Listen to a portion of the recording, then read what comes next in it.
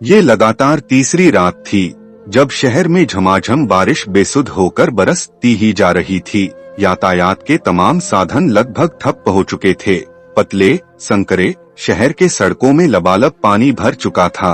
दूसरी तरफ शहर से सटा वो एक सरकारी अस्पताल था। उसी के बगल में एक सरकारी मोर्ग भी था जहां पोस्टमार्टम भी होता था। शायद इसलिए सामने ही एक सरकारी देशी शराब की दुकान भी थी। पोस्टमार्टम होने से पहले बॉडी को चीर फाड़ करने वाले लोग बगैर शराब के नशे के ये काम नहीं कर पाते थे। ये बड़ा दुस्साध्य काम भी तो था। खैर रात के 10:30 बज रहे थे। पिछले 23 मिनटों से पूरे शहर में बिजली भी गुल थी। एक तो अक्टूबर की हल्की सर्द रात, ऊपर से झमाझम बरसती बारिश, पश्चिम से बह रही शीतलहर और इन सब से बढ़कर बिजली का गुल हो जाना। जनजीवन जैसे रुक सा गया था। नीम अंधेरे से डूबे शहर में कभी कभी बिजली के चमकने से रोशनी लहरा जाती और महज कुछ सेकंड बाद ही फिर शहर अंधेरे में कहीं खो जाता।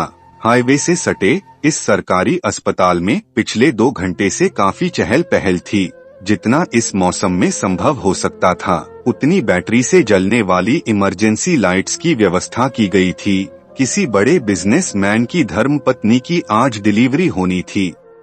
महिला पिछले 2 घंटों से प्रसव पीड़ा से तड़प रही थी। वैसे तो ये लोग इतने रईस थे कि इस सरकारी अस्पताल में इन लोगों का आना भी एक चमत्कार ही था। लेकिन आज जो चमत्कार इस शहर में होने वाला था इसकी भनक शायद किसी को भी नहीं थी। बंद पड़े रास्तों ने ही शायद इस रईस बिजनेसमैन को इस अस्पताल में आने को बाध्य किया था। पता नहीं सभी परिवार के लोग थे या शुभचिंतक, लेकिन उन लोगों के समूह से ही पूरा अस्पताल लगभग भर सा गया था। हर तरफ भागम भाग सा माहौल था। महिला बहुत देर से बच्चे को प्राकृतिक तरीके से जन्म देने की कोशिश कर रही थी, लेकिन इस प्रक्रिया में समय तो लगता ही है। कुछ लोग ऑपरेशन करने की हिदायत दे रहे थे, लेकिन सरकारी अस्पताल में इस वक्त ऑपरेशन करने वाले डॉक्टर उपलब्ध भी नहीं थे। महिला के दर्द भरी चीखों से कभी कभी पूरा अस्पताल दहल सा जाता था। बीच बीच में बादल के गरजने की आवाज और इसके साथ औरत की चीख की आवाज जब मिल जाती तो अंधेरे में डूबे इस माहौल में भयावहता सी फैल जाती। किसी अनहोनी की आशंका भी लगी हुई थी। खैर आनन फानन में कुछ समझदार नर्सों के बदौलत आखिरकार उस महिला की वेदना शांत हुई। रुई के फाहे से नाजुक एक शिशु ने 10:52 पर प्राकृतिक तरीके से ही जन्म लिया, लेकिन बेआवाज बच्चा अपनी आँखों से टुकुर टुकुर अंधेरे में भी कुछ देख तो रहा था। लेकिन आश्चर्य, अपने जन्म के बाद वो पहली रुलाई नहीं रोया, जो माँ को और डॉक्टरों को ये समझाने के लिए होता है कि अभी अभी जन्मा ये बच्चा शारीरिक रूप से स्वस्थ है। बहुत से तरीके आजमाए गए, लेकिन उस बच्चे ने एक चूं तक नहीं की। ये एक गंभीर चिंता का विषय था। किसी ने सुझाव दिया इस बच्चे को तुरंत शहर के किसी बड़े NICU में एडमिट करना होगा। बच्चे के डॉक्टर ही बता पाएंगे कि बच्चे को क्या समस्या है। इसके लिए सुबह का इंतजार करना सही नहीं होगा। गनीमत तो ये थी कि बच्चे के जन्म के तुरंत बाद बिजली आ गई थी और बारिश भी शांत हो चुकी थी। माँ को सरकारी अस्पताल में बेहोशी की हालत में छोड़कर ही कुछ लोग नवजात शिशु को लेकर बड़े अस्पताल की तरफ रवाना हो गए। हालांकि वहां तक पहुंचना अभी भी मुश्किल ही था।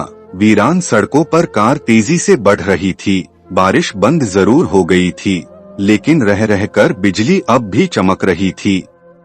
रास्ते मरघट सा सन्नाटा और उदासी लिए हुए नजर आ रहे थे। पिता की गोद में सोया नवजात शिशु अभी भी टुकुर टुकुर आंखें खोले कार के भीतर जल रहे लाइट्स को ताक रहा था और अस्पताल में बच्चे की मां अब बेसुध पड़ी थी। उसी वक्त शहर के एक दूसरे छोर पर घाटियों का शहर था। शहर का ये हिस्सा शहरीकरण से थोड़ा दूर ही था। यहाँ देहात सा माहौल था। दूर दूर तक फैली हरियाली, छोटे बड़े पहाड़ और घुमावदार घाटियां, साथ में खूबसूरत झील। सर्दियों में शहर का ये कोना लोगों के लिए पिकनिक स्पॉट बन जाया करता था। हालांकि इस वक्त पूरी घाटी भी अंधेरे में विलुप्त ही थी। पूरे शहर में बिजली आ भी जाए, लेकिन घाटियों तक आने में उसे वक्त लगता था। दरअसल तूफानी हवाओं से अक्सर घाटी के कई पेड़ टूट जाते थे, जिससे बिजली के तारों का टूटना भी तय था। इसकी मरम्मत फिर सुबह ही हो पाती थी, लेकिन कुछ अजीब था, कुछ रहस्यों से लबरेज। हाँ, वो कोई अजीब सी चीज ही थी जो इस वक्त गन्ने के खेतों के एक किनारे ठीक 10:52 पर अचानक ही जन्म ले चुका था। वो कहीं से चिपचिपा तो कहीं से अजीब से खुरदरे भूरे बालों वाला, कोई असामान्य सा दिखने वाला एक जानवर जैसा ही था। उसकी बनावट ऐसी थी कि बड़े से बड़ा दयालु प्रवृत्ति का महात्मा ही क्यों ना हो, उस चीज से घिन हो ही जाए। ऐसा लगता जैसे असहनीय दर्द में वो गुर्रा रहा है। असल में वो अपने जन्म के बाद की पहली रुलाई रो रहा था, लेकिन उसे सुनने वाला, पुचकारने वाला कोई नहीं था। वो कहाँ जानता था कि सदियों पहले किसी से मिले श्राप के बदौलत वो एक बार फिर से जी उठा था। अपनी बदकिस्मती को दोहराने, वो किसी और के दर्द को जीने के लिए बेनाम सी जिंदगी में लौट आया था। रात अब काफी गहरा गई थी। उस रईस बिजनेसमैन का थोड़ी देर पहले जन्मा बच्चा इस वक्त शहर के एक बड़े से NICU में तमाम मशीनों से घिरा हुआ था। डॉक्टर्स उसके इर्द गिर्द मंडरा रहे थे और एक अजीब सी उलझन उन सबके चेहरे पर नजर आ रही थी। ये बच्चा कुछ अजीब तो था, मतलब अभी अभी पड़ी सुइया भी उसे रुला नहीं पाई थी। लेकिन ये कैसे संभव है? दोस्तों, अगर आपको यह नोवेल पसंद आ रहा है तो इसके आगे के सारे भाग देखने के लिए वीडियो को लाइक करें, शेयर करें, चैनल को सब्सक्राइब करें और बेल आइकन को ऑल पर सेलेक्ट करना ना भूलें।